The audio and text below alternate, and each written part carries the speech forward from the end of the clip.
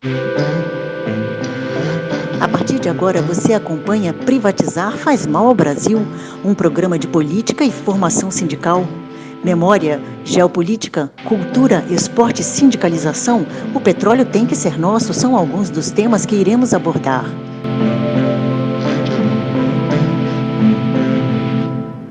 A intenção do programa é justamente a gente levar educação, formação, debate para os trabalhadores.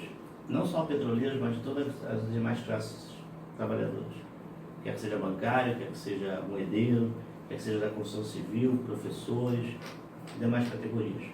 E chamar a atenção também para a política de formação sindical do Sindicato RJ, que está formando e alavancando as pessoas a pensarem quem sou eu, por que eu estou aqui, o que me prende para fazer as ações que você acha que eu devo fazer, para mudar meu país, para mudar o status quo que governa nosso país e que administra nosso país. A gente passa por alienação, um país de muita alienação. E isso a gente tem que resgatar através de trabalhos sociais nas comunidades, trabalhos de comunidade nos sindicatos, nas associações, nas escolas, nas universidades. E um momento difícil que passa o país também, perseguindo professores, perseguindo as universidades, as escolas técnicas. E esse momento precisa dar voz aos professores, assim também como os trabalhadores de modo geral, que o são. E nós estamos com parceria hoje com a UFRJ e também aberta a outras entidades que queiram fazer parcerias conosco, com o Sindicato dos Trabalhadores do Instituto Federal do Rio de Janeiro, o Grupo Martim Baró, pela UFRJ, e o Sindicato dos Trabalhadores do Instituto Federal do Rio de Janeiro. Também está em parceria conosco, organizando debates, palestras e rodas de conversa. Isso até o ano que vem. E devemos ter também outras parcerias, contamos também com a DCFET aí, nessa parceria. E é importante para a categoria saber o que está acontecendo no nosso país em termos de educação. E que, como usuários também da educação, quer que a gente use o plano de benefício educacional da Petrobras, que está também em extinção, ou quer, como cidadãos utilizando o serviço público, a gente venha ver o que está acontecendo e não fique alienado ao que está acontecendo na educação brasileira. Então a ideia do programa é dar voz a esse nosso povo e chegar até o petroleiro, chegar a todos os trabalhadores, como havia dito, e denunciar também o que está acontecendo e promover informação que chegue aonde precisa, na Mangueira, no Borel, na Formiga, que chegue em Santa Cruz, que chegue na Vila Vintém, que chegue em São Gonçalo, enfim, chegue nos rincões aí do nosso país. Chega onde a informação precisa. Vamos parar de falar para nós mesmos, vamos falar para os outros que nós conhecemos. Vamos sair um pouco do nosso fieldo de petroleiro e abrir as portas para todos. Quer começar, companheira? Sim. Fique à vontade com a sua palavra.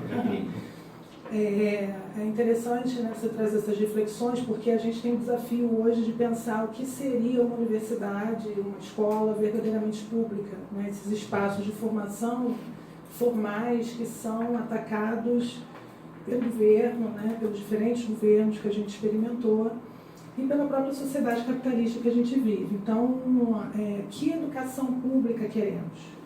A educação pública que nós queremos, ela deve ser organizada, pensada, planejada pela população, pelos trabalhadores, né? Nós não vamos fazer uma defesa da universidade, escola pública, entendendo que o público é apenas aquele espaço financiado pelo Estado.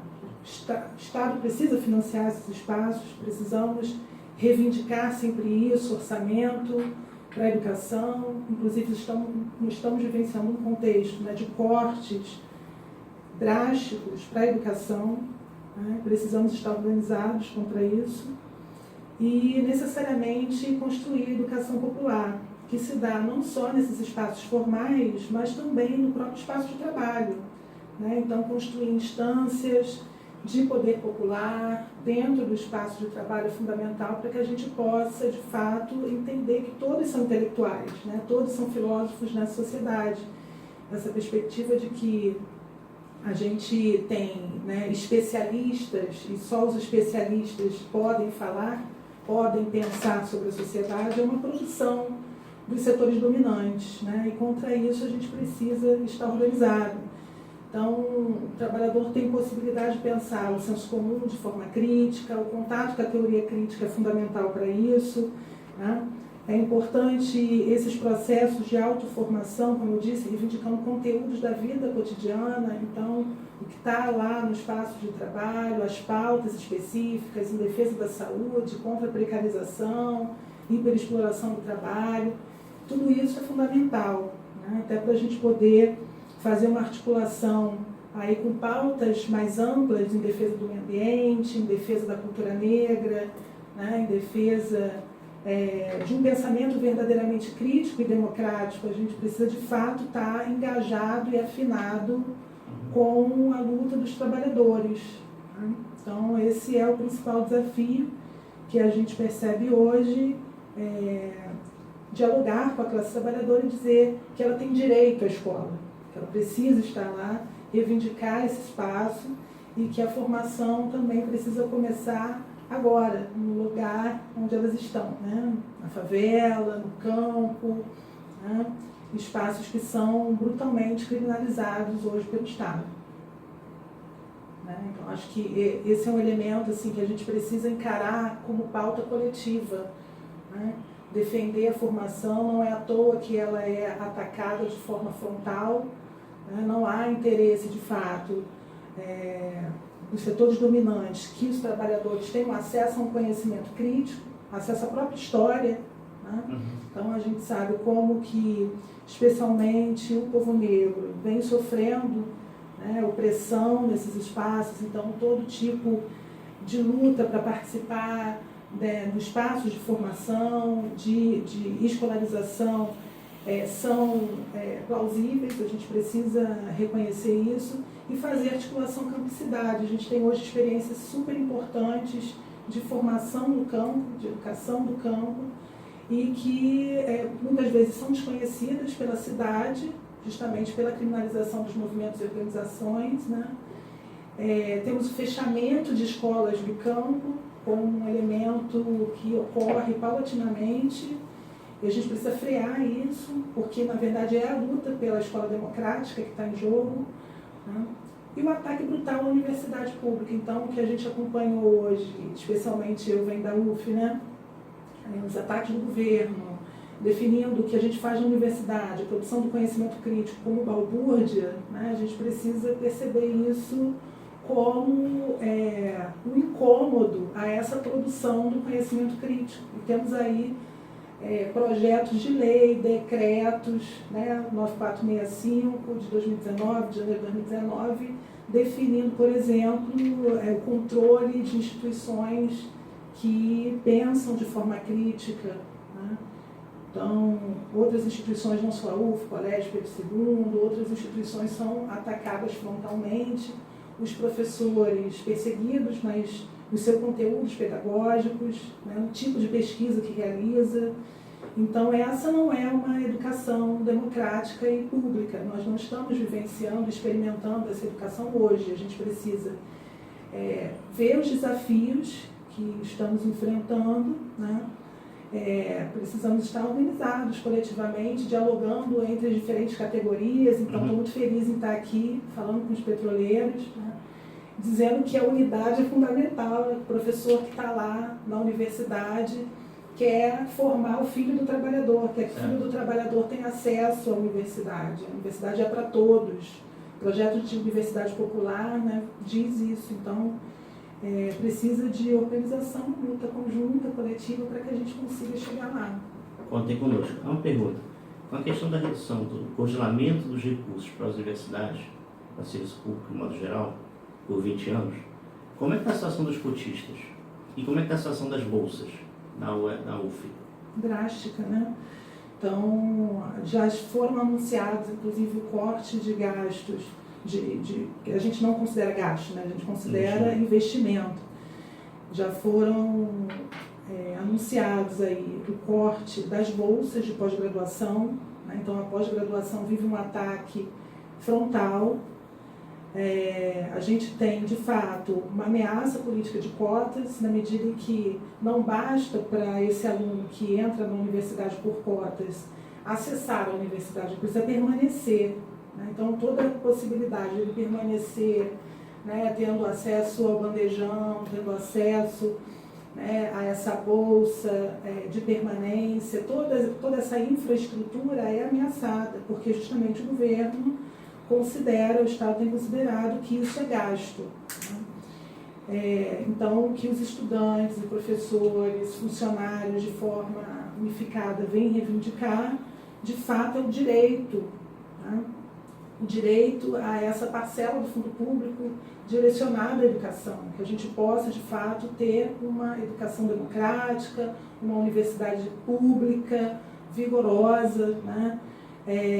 E não a serviço de interesses de empresas privadas, né? Então, hoje, o próprio projeto Futurice vem ameaçar esse projeto coletivo de universidade popular, de universidade democrática. Então, as pesquisas devem estar voltadas a interesses de empresas, né? Ou devem se tornar interessantes, né? E o que a gente precisa se perguntar é o que é interessante, né? O que é interessante para nós que defendemos a universidade pública é o conhecimento que serve ao trabalhador, que se conecta com a vida cotidiana dele, com suas demandas concretas, com a demanda da comunidade, né? E não um conhecimento que vai servir a grupos específicos, pequenos, né? Privatistas. E, infelizmente, o que está colocado no horizonte desse governo é a defesa desses interesses privatistas, né? Então, a gente precisa, de fato, defender a política de cotas, né? Porque ela, de uma certa forma, vem aí pressionar para que essa universidade se torne pública. Certo. Caio, como é que está a questão da Secretaria de Educação, questão de formação popular no seu campo? Sim, eu trabalho já há 8 anos, né, na Secretaria de Estado de Educação, na rede estadual, mais especificamente na Metropolitana 5, que pega as escolas ali de Duque de Caxias. E esse governo, Witzel, né, com Pedro Fernandes na Secretaria de Educação, ele chegou, vamos dizer assim, de sola contra os estudantes organizados e os trabalhadores também, que têm uma organização sindical nessa área já com uma certa tradição. Basicamente, o governo ele ataca em 2 grandes frentes. A primeira é um processo de militarização das escolas. Ele tem um processo agora muito violento, muito agressivo, que é um processo de criação de novas unidades sob o comando da Polícia Militar e do Corpo de Bombeiros. Isso, na verdade, está criando 2 redes paralelas, que é a rede civil, que fica abandonada, e as escolas militares, que recebem mais investimentos, que recebem mais atenção do governo, porque, na verdade, serve de vitrine, de propaganda, né, para aquilo que esse tipo de governo alinhado, né, também com a conjuntura nacional, com a visão do governo federal, defende como modelo para o conjunto da educação. Então, por outro lado, tem uma outra frente que o governo ataca, que é o ataque ao servidor público. Já nós vamos para 5 anos de congelamento salarial no Rio de Janeiro, sem nenhuma perspectiva, sem nenhum sinal, né, positivo por conta do governo, no sentido de corrigir esse acúmulo aí, né, de perdas salariais que a categoria dos profissionais da educação vem amargando aqui no nosso estado, né? Então isso é muito grave, isso coloca em xeque toda a política pública, todo o direito social que a população do Rio de Janeiro tem em ter acesso a uma formação humana, crítica, né, e ter acesso ao conhecimento acumulado pela humanidade. Mas eu queria falar também de uma outra questão que tem a ver com o esforço que a gente precisa fazer justamente para reverter esse processo, que é lutar pela educação pública, pela universidade, pela escola, mas também organizar os espaços autônomos de formação dos trabalhadores. Quer dizer, uma trincheira não é mais importante que a outra, a gente não se trata aqui de hierarquizá-las. Mas é fundamental que a gente consiga cumprir essa dupla tarefa. Ou seja, a gente dá conta de defender a educação pública na universidade, na escola, e a gente também construir a nossa escola de formação, né? No Brasil, essa discussão não é uma novidade. No Brasil, a gente tem um acúmulo muito grande nessa área. Eu queria até mencionar aqui alguns que tem a ver com a contribuição no âmbito aí das pastorais sociais, né, da teologia da libertação, da Igreja Católica, que tem toda uma produção intelectual muito frutífera nessa área da formação nas comunidades eclesiais de base. Você tem também um movimento tradicional aí do final já do século XIX, para o início do século XX, que é o movimento comunista, anarquista, que traz, né, novas contribuições importantes também, fundamentais para todo esse aprendizado histórico da classe trabalhadora, faz parte aí da sua trajetória de enfrentamento e luta por direitos no país. Temos também os movimentos sociais. Você pega o caso em especial que tem muito destaque, que é do MST, que tem a sua própria escola, que é a Escola Nacional Florestan Fernandes, e não é só a escola, não é só o prédio, não é só o espaço físico, tem também um método, né? Um método de formação, que é o mais importante até do que o prédio, né?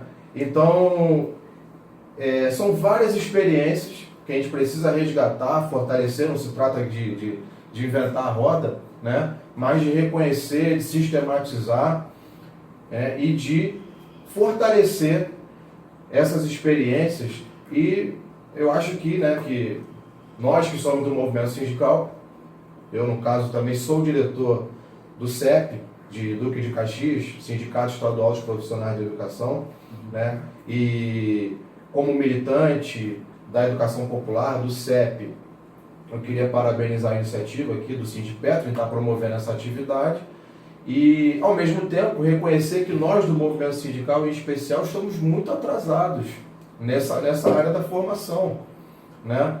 Nós já passamos da hora de ter a nossa própria escola de formação sindical, de ter os nossos institutos, os nossos cursos permanentes. No geral, a gente tem iniciativas muito tímidas, pontuais, sem continuidade, e eu tenho certeza, estou convencido de que para a gente poder enfrentar esse governo neofascista do Jair Bolsonaro, né, no âmbito federal, aqui no Rio de Janeiro, o governo Witzel, né, e toda essa classe dominante, raivosa, reacionária que nós temos no Brasil, um dos caminhos, sem dúvida nenhuma, vai passar pela formação política, pela educação popular, e acho que os sindicatos precisam ter mais atenção para essa área, investir mais nessa área, e aí, mais uma vez, acho que o Sindipetro está dando uma contribuição fundamental ao inaugurar esse programa, né, para o qual eu tive a honra aqui de ser convidado para um primeiro programa, Política e Formação Sindical. Então, estou muito satisfeito aqui de participar, quero saudar o Luiz Mário mais uma vez, a Rosa, que é a jornalista, e os demais convidados, né, a Jaqueline e o Romo, por estarmos aqui tendo o privilégio de inaugurar esse programa que espero, né, tenha continuidade, tenha muita divulgação e possa ser aproveitado pela categoria, não só dos petroleiros, mas para as demais categorias e para o conjunto da população do Brasil, do Rio de Janeiro, né, e quiçá, quem sabe, por que não, né, da América Latina. Rômulo, em virtude de uma ditadura que já vivenciamos há alguns anos aqui no nosso país, que muitos também dizem que não tem ditadura, que não teve golpe, etc., como é que está o Cefet sobre intervenção? E qual é o seu ponto de vista da educação do trabalhador? Fique à vontade. Boa tarde, obrigado aí de novo pelo convite, né? Satisfação também estar nesse espaço. O Cefet hoje vive uma intervenção, né, diferente da universidade, tem uma lista tríplice, né? E infelizmente tem uns colaboradores internos, né? Então nós conseguimos durante 2, 3 semanas impedir a entrada do interventor, ele foi corrido do Cefet, né? O Luiz Mário estava lá, né? A gente participou daquele movimento. E hoje tem uma disputa interna, na verdade, ele está gerindo o Cefet, né, juridicamente falando, mas tendo uma disputa interna do movimento contra a intervenção, que nós criamos internamente, com apoios também, né? Mas conta sempre com a quinta coluna, que a gente chama, né, os colaboradores que já estão lá servindo o interventor, né? Então ele joga com várias questões que nós sabemos que tem nas universidades de maneira geral, nos institutos, que é a relação professor-técnico nem sempre é tão, né, tem sempre alguns problemas, ou se estimula, né, uma certa competição entre categorias, infelizmente, né? E aí acho que a formação sindical tem que entrar forte para suprir essas questões, tem que repensar, inclusive, a organização sindical, porque você tem, né, essa legislação sindical oficial, onde nós temos 3, 4 sindicatos no mesmo espaço. Então, na universidade tem o sindicato docente, tem o sindicato dos técnicos administrativos, tem o sindicato da limpeza, tem o sindicato do pessoal da manutenção terceirizada, né? Então, ou seja, porque está dentro de uma legislação sindical do passado, né, de inspiração, né, nazifascista, enfim, estatal, ainda controlada pelo Estado. Os trabalhadores não têm autonomia para se organizar, né? Tem sempre um controle estatal sobre isso.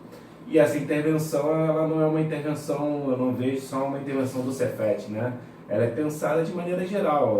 Várias universidades vão ter eleições esse ano também, algumas já tiveram. A Unirio é um caso também que teve um golpe interno, né, antes de chegar no MEC. Tem essa situação ainda.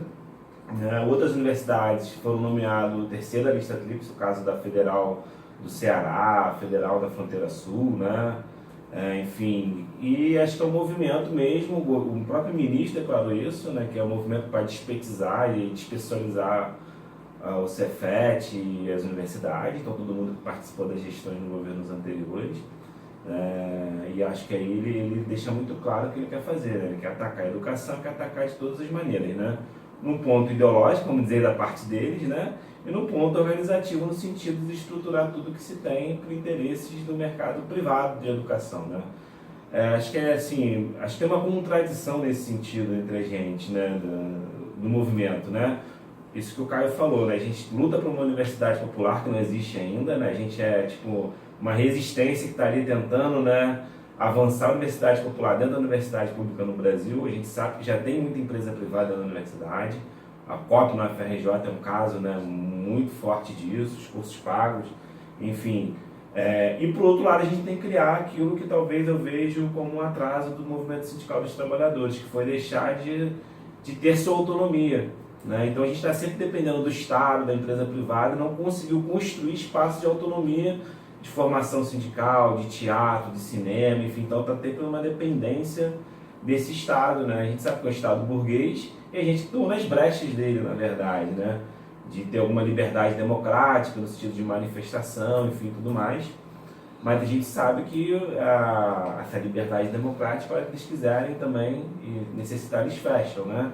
O caso do Equador, agora, né, hoje, né, tá aí mostrando, ele fechou lá, né, e o movimento indígena e popular e sindical está dando uma resposta lá também. Então acho que tem esse elemento, né? Então hoje o Cefet vive essa intervenção e infelizmente você tem uma grande parte da categoria, uma boa parte, né, da categoria que apoia, né? Então acho que também essa formação sindical antes autônoma, ela tem que cada vez mais ser resgatada, porque a gente vê uma distância muito grande entre diretores, as direções sindicais, ou o grupo mais próximo das direções sindicais, e a base de fato, né? Se a gente fazer, né, um razoado ali entre o que pensa a base e o que pensa às vezes a direção, é uma distância absurda. Acho que a gente não consegue às vezes estar ali no dia a dia dessa categoria, né? Com vários elementos, né? Não só as condições de vida, né? O dia a dia difícil. No caso da educação estadual, né, que eu também já dei aula na educação estadual, você trabalha em 3, 4 escolas, você tem duas matrículas, enfim, você fica num cotidiano muito difícil, né, de sobrevivência. Então, a gente tem que construir formas, talvez aí a rádio, podcast, seja uma forma hoje de facilitar um conhecimento, né, desses trabalhadores, né, de que devido a essas dificuldades. Então, a gente hoje tem uma resistência, conseguiu uma unidade com os técnicos administrativos, estudantes, mas, né, ele o interventor hoje conta com colaboradores internos, né.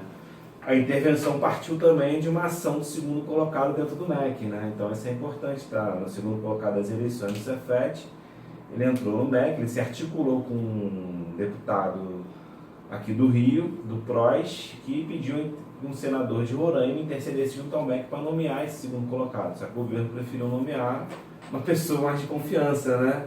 E nomeou um assessor da Secretaria Executiva do MEC, né? Que está lá para fazer, na nossa visão, pode ser um plano piloto do Futurice, né? Inclusive o Cefet hoje discute seu plano de desenvolvimento institucional, né? Já se anuncia aumentar vagas de EAD, ensino à distância, licenciatura à distância, enfim, uma série de questões muito complicado. Né? Uma pergunta, por trás disso, do que está sendo feito, privatizando também a educação, está o interesse da irmã do ministro da Economia, que, se não me falha a memória, é presidente da Federação das Universidades Privadas do país? Ela é uma da diretoria, não sei se presidente, mas na diretoria, né? Com certeza tem. Acho que talvez o PT e o Lula fizessem abrir esse campo, porque a burguesia da educação cresceu enormemente no governo do PT, infelizmente. Se não reverteu o quadro de 90% de vagas no ensino superior, quase isso, né? Ser do ensino privado, os grupos de educação privada cresceram, né, muito enormemente. E agora o filão é do ensino médio, né? Você tem várias redes de educação, Pense, por exemplo, né, AZ, isso tudo vinculado a grandes grupos de educação. Então não vê, e por outro lado também a possibilidade da terceirização da mão de obra do professor. O que eu falo para os colegas é o seguinte, lá no Fernando Henrique, ele começou pelo setor mais frágil, assim, e essa divisão sindical atrapalhou, né, que foi o setor da limpeza, que eram mulheres negras na sua maioria, né, e continuam sendo, só que agora numa situação de trabalho muito pior, né, terceirizado. Nada impede que um professor seja terceirizado, né? Já caiu essa situação da terceirização da atividade fim, né? E acho que aí foram dois filões, né? A terceirização, né, e o VOS, enfim, uma coisa nesse sentido, e também da educação da mão de obra, né, da força de trabalho, que já acontece na saúde, né? Então a saúde já foi desestruturada e acho que a educação é um grande filão econômico também. Vamos uberizar os professores? Pois é, esse é um tema que a gente precisa enfrentar, né? A precarização do trabalho docente já é algo que vem acontecendo há muito tempo, né? Não só na universidade, inclusive na própria rede de educação básica, e a gente precisa de fato denunciar, né? Isso está colocado lá no futuro, no horizonte, né, essa possibilidade de uberização, o professor como um trabalhador descartável, né, o controle do trabalho docente é incentivado também, tem sido incentivado pelas reitorias, né, se a gente for acompanhar como que as reitorias têm feito debate sobre qualidade do ensino, a estratégia tem sido colocar professores contra alunos e alunos contra professores, né? Então a gente precisa de fato politizar esse tema. Então todo tipo de fala, né, que vai argumentar que o aluno evade da universidade porque a aula do professor não é atrativa, né, a gente precisa de fato olhar de forma crítica, porque não é esse é o elemento central. O aluno está na universidade, vem de regiões longínquas, Baixada Fluminense, Zona Oeste, sem condições de permanência, né?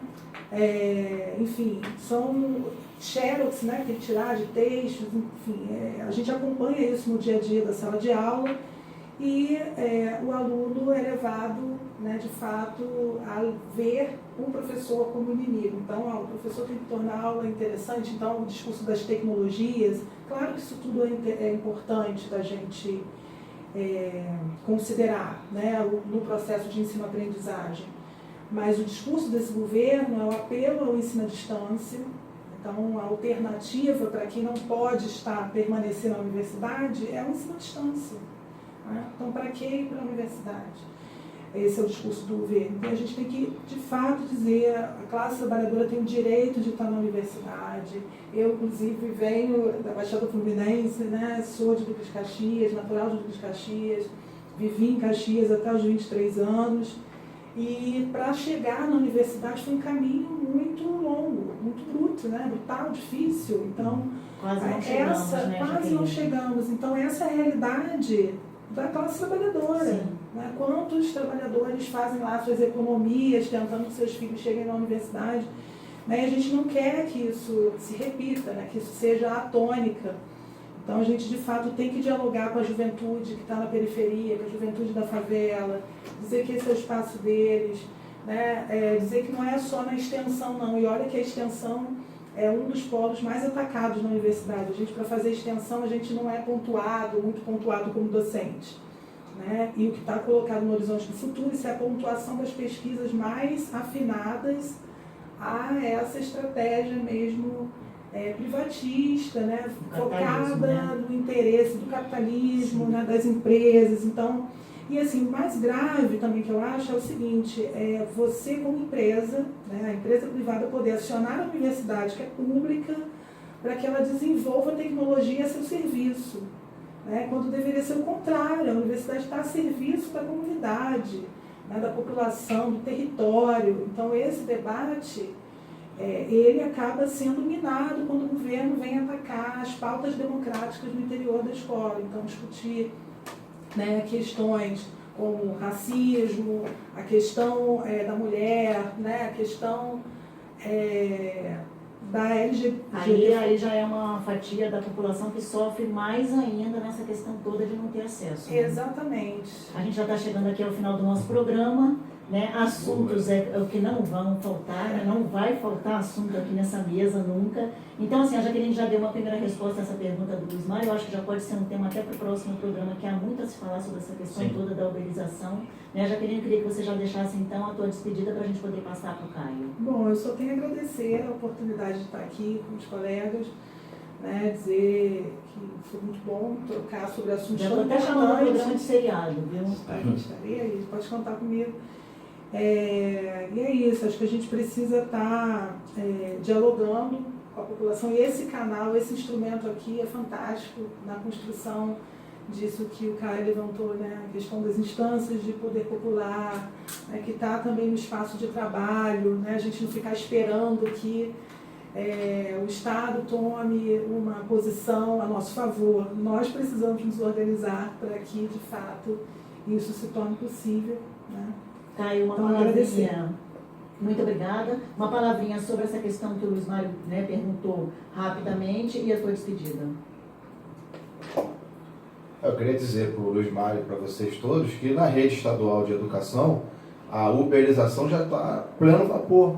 Como é que funciona isso? Resumindo bastante, né? Você tem muitas turmas sem professor, porque não há concurso desde 2014. E qual é a solução que o governo apresenta para isso? É a GLP, gratificação por lotação prioritária, que nada mais é do que hora extra, né? Sabe como é que funciona? Eles pegam uma lista das turmas que estão sem professor e mandam para um grupo de WhatsApp. O professor olha, escolhe qual turma ele tem compatibilidade de horário e ele, pelo próprio WhatsApp, ele já assume a turma. O que é isso? Não é uma uberização na prática do ensino público no Rio de Janeiro. Detalhe, né? Aquela turma em regime de hora extra, você não tem direito à licença médica, você não tem direito a férias e você recebe o piso. O plano de carreira não incide sobre a hora extra. Então, para o governo é uma maravilha, porque ele economiza, né? Para os profissionais de educação é uma tragédia.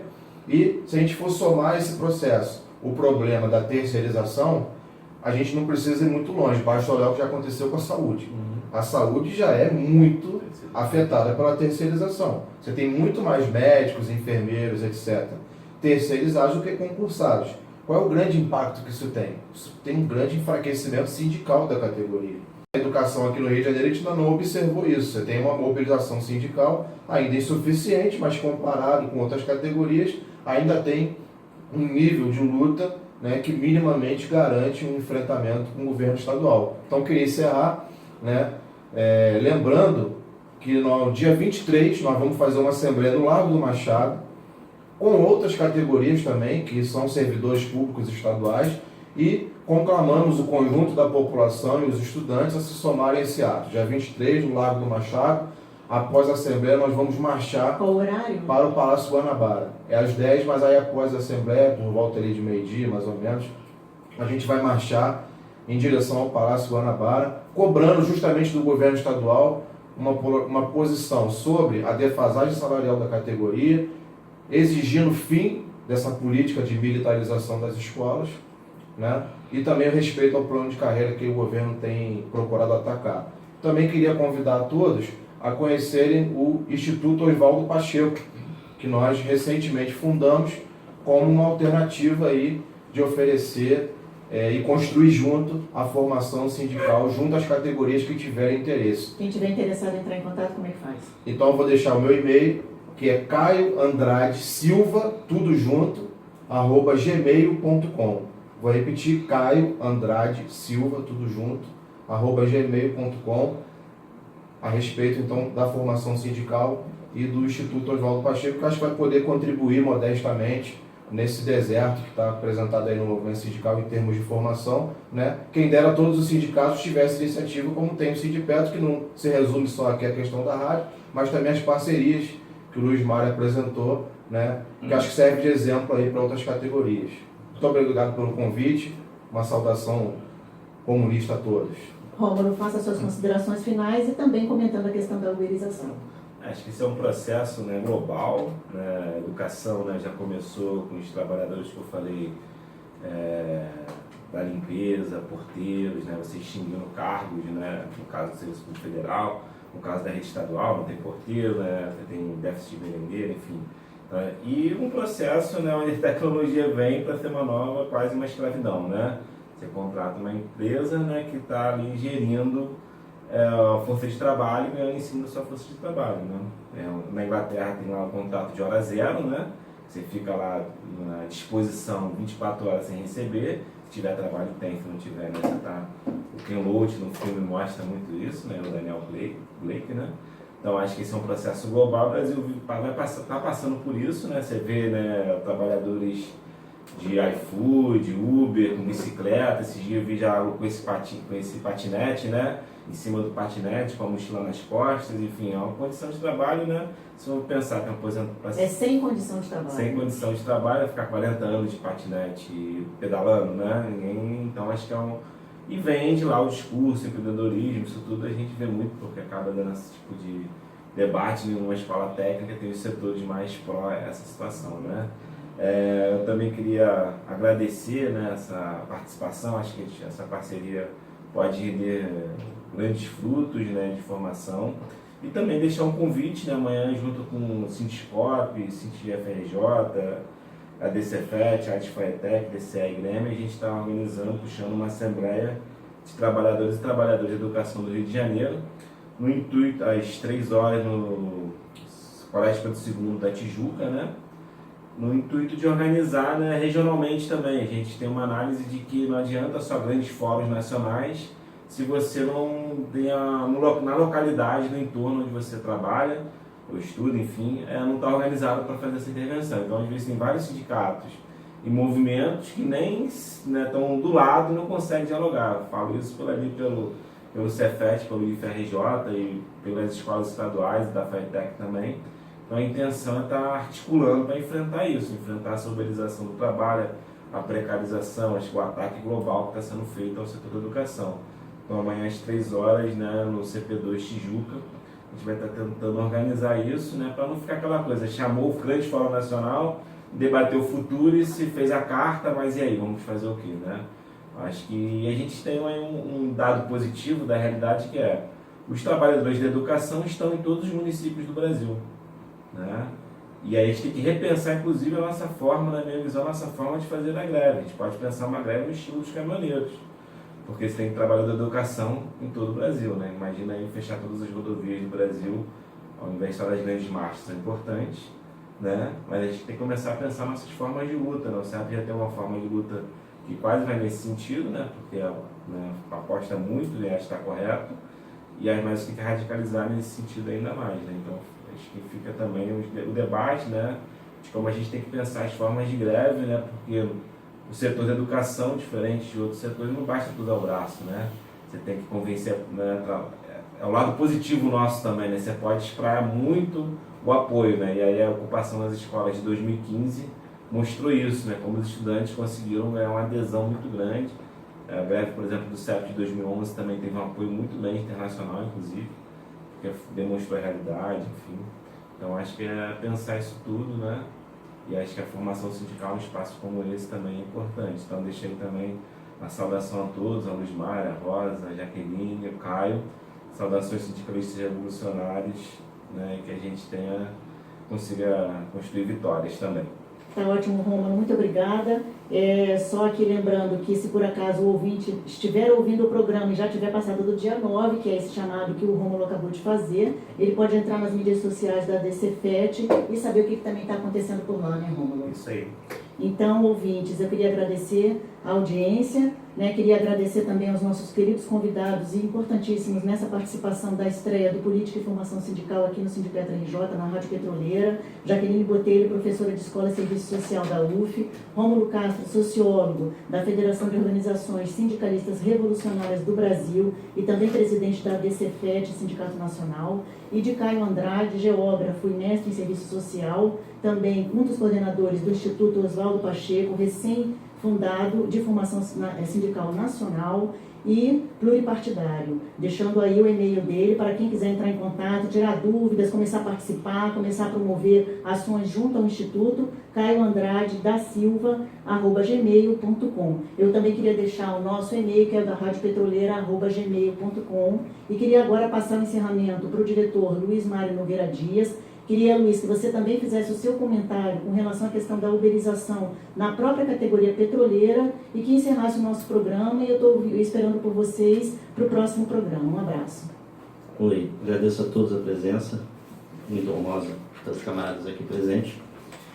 E fazemos 3 chamadas. Uma, novembro, dia 6, vai ser o fim, talvez, dos nossos campos de petróleo no pré-sal. Sessão excedente da sessão onerosa vai ser leiloada, ou melhor, doada para os gringos.